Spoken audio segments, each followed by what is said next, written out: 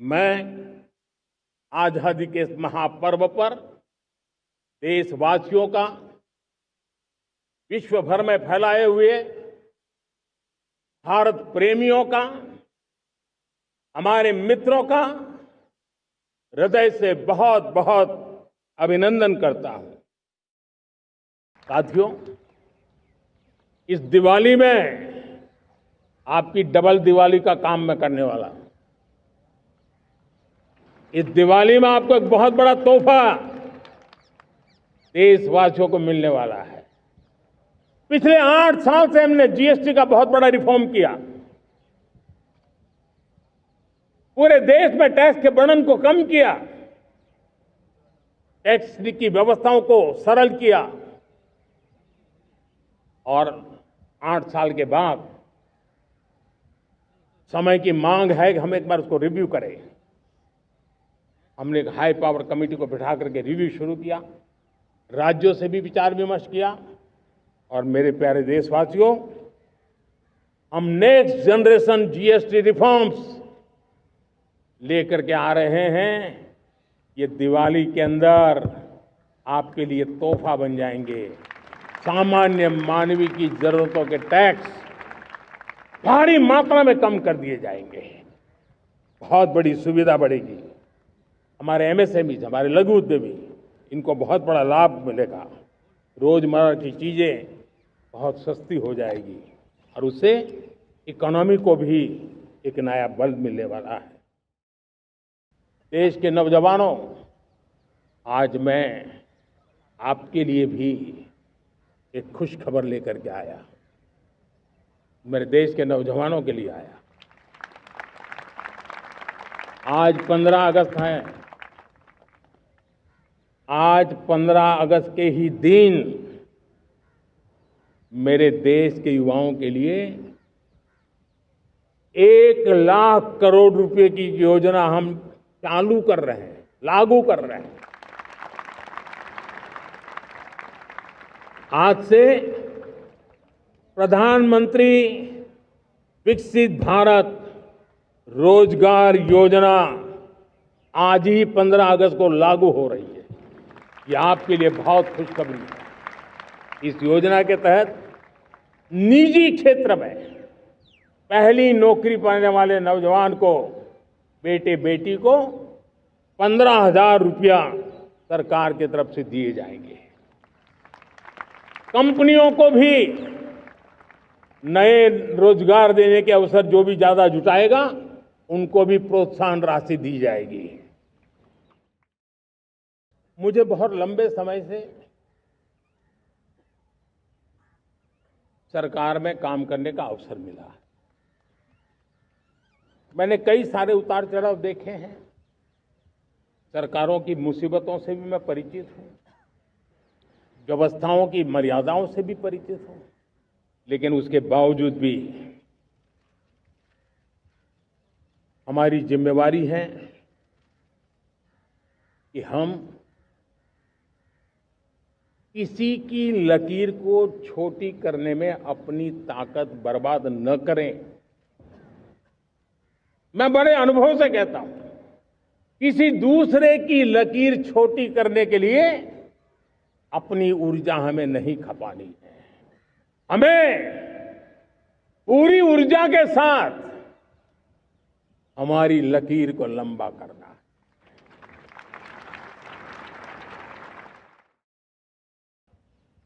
मेरे प्यारे देशवासियों, आजादी के लिए अनगिनत लोगों ने बलिदान दिए हैं। मैंने पहले भी कहा, जवानी खपा दी, फांसी पे लटक गए। क्यों? स्वतंत्र भारत के लिए। 75-100 साल पहले का वो कालखंड याद कीजिए। पूरा देश स्वतंत्र भारत के मंत्र को लेकर के जीता था। आज समय की मांग है, स्वतंत्र भारत का मंत्र लेकर के जीने वालों ने हमें स्वतंत्र भारत दिया। आज 140 करोड़ देशवासियों का एक ही मंत्र होना चाहिए, समृद्ध भारत। अगर कोटि कोटि लोगों के बलिदान से स्वतंत्र भारत हो सकता है, तो कोटि कोटि लोगों के संकल्प से, पुरुषार्थ से, आत्मनिर्भर बनने से, वोकल फॉर लोकल की बात करने से, स्वदेशी का मंत्र को जापने से समृद्ध भारत भी बन सकता है। वो पीढ़ी स्वतंत्र भारत के लिए खप गई थी, ये पीढ़ी समृद्ध भारत के लिए नए कदम उठाए, यही समय की मांग है।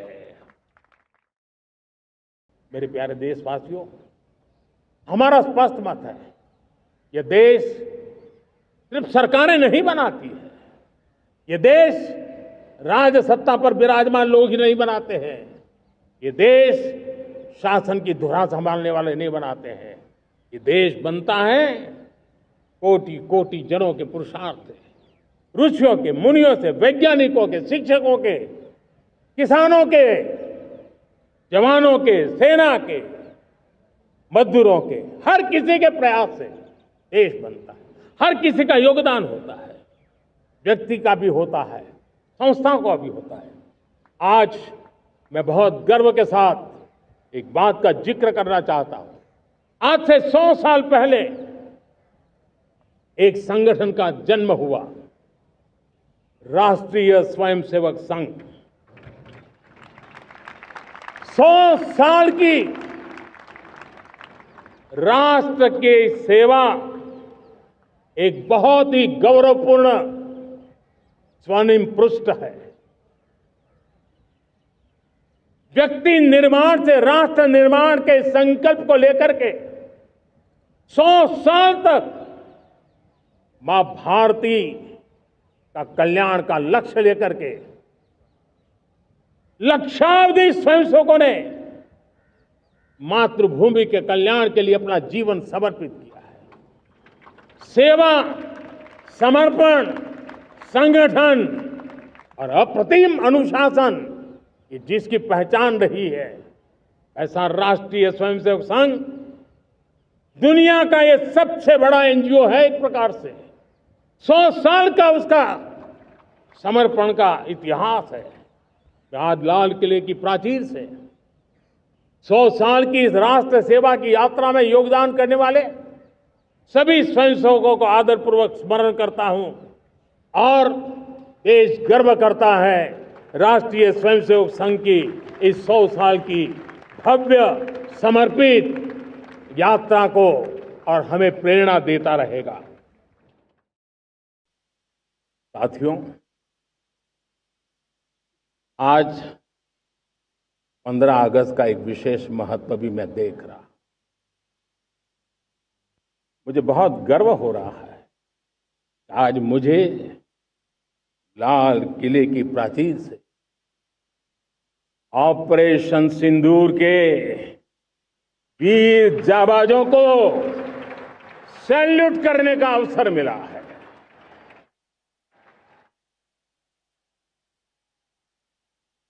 हमारे वीर जाबाज सैनिकों ने दुश्मनों को उनकी कल्पना से परे सजा दी है।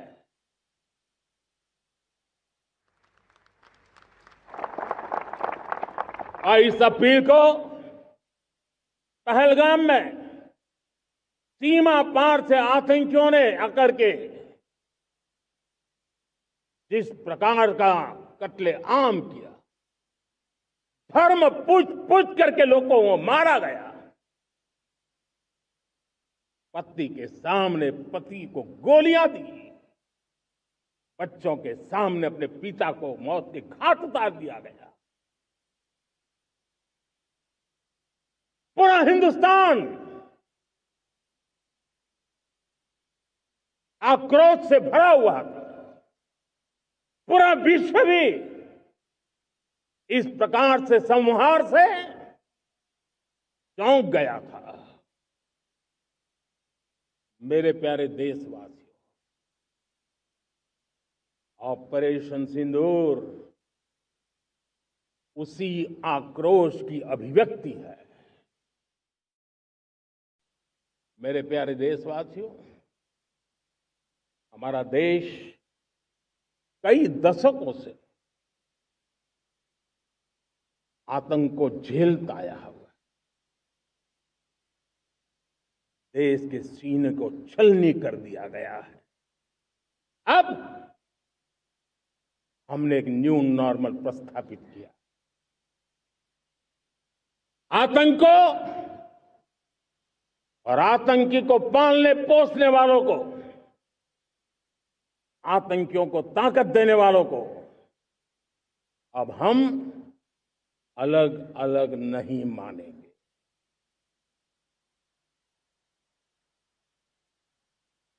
वो मानवता के समान दुश्मन है।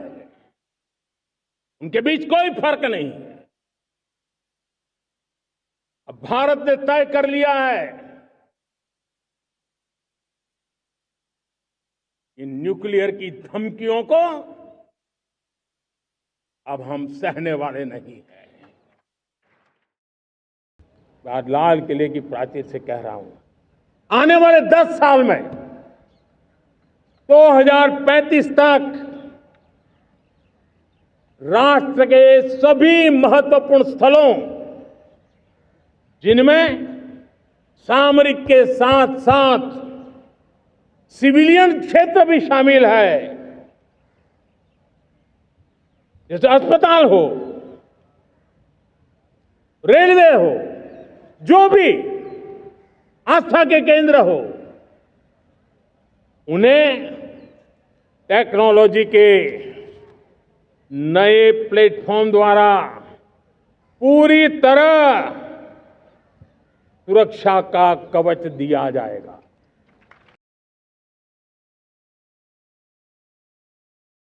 मैं आज बार बार आग्रह करता हूं और मैं देश के सभी इन्फ्लुएंसर्स को कहना चाहता हूं, इस मंत्र को आगे बढ़ाने में मेरी मदद कीजिए। मैं सभी राजनीतिक दलों को, राजनेताओं को सबसे कहता हूं कि आइए, ये किसी राजनीतिक दल का एजेंडा नहीं है। भारत हम सबका है। हम मिलकर के वोकल फॉर लोकल उस मंत्र को हर नागरिक के जीवन का मंत्र बनाएं। भारत में बनी हुई, भारत के नागरिकों के पसीने से बनी हुई वो चीजें जिसमें भारत की मिट्टी की महक हो और जो भारत के आत्मनिर्भर के संकल्प को ताकत देता हो, हम उसी को खरीदेंगे, हम उसी का उपयोग करेंगे। हम उस दिशा में आगे आए। यह हमारा सामूहिक संकल्प हो। देखते ही देखते हम दुनिया बदल देंगे दोस्तों। मैं चाहता हूं देश में ऐसे व्यापारी आगे आए, ऐसे दुकानदार आए कि यहां स्वदेशी माल बिकता है, वो बोर्ड लगा रहे हैं। हम स्वदेशी का गर्व करने लगे। हम स्वदेशी मजबूरी में नहीं, मजबूती के साथ उपयोग करेंगे। प्यारे देशवासियों, गरीबी क्या होती है मुझे किताबों में पढ़ना नहीं पड़ा है, मैं जानता। सरकार में भी रहा हूं और इसलिए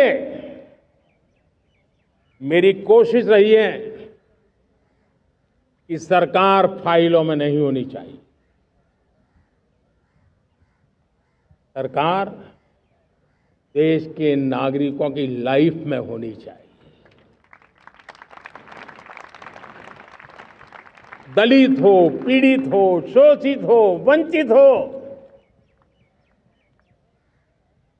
उनके लिए सकारात्मक रूप से सरकारें प्रोएक्टिव हो, सरकारें प्रो पीपल हो। उस दिशा में हम निरंतर प्रयास कर रहे हैं।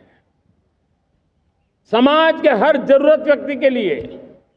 कुछ लोगों को लगता है कि सरकार की योजनाएं पहले भी आती थी। जी नहीं, हम सरकार की योजनाओं को जमीन पर उतार रहे हैं, सैचुरेशन पर बल देते हैं और सामाजिक न्याय का अगर कोई सच्चा एजुकेशन है तो सैचुरेशन में है, जिसमें कोई हकदार छूटे नहीं, हकदार के घर तक सरकार जाए और उसे अपना हक की चीजें मिले, उसके लिए हम काम कर रहे हैं। आखिरी व्यक्ति तक चिंता, लोगों की लाइफ में सरकार होनी चाहिए। उसी के कारण ये जमीन से जुड़ी योजनाएं बनती हैं और जमीन से जुड़ी योजनाएं जमीन पर उतरती हैं और जमीन से उतरी हुई योजनाएं जीवन में बदलाव लाने का एक सशक्त माध्यम बन जाती है।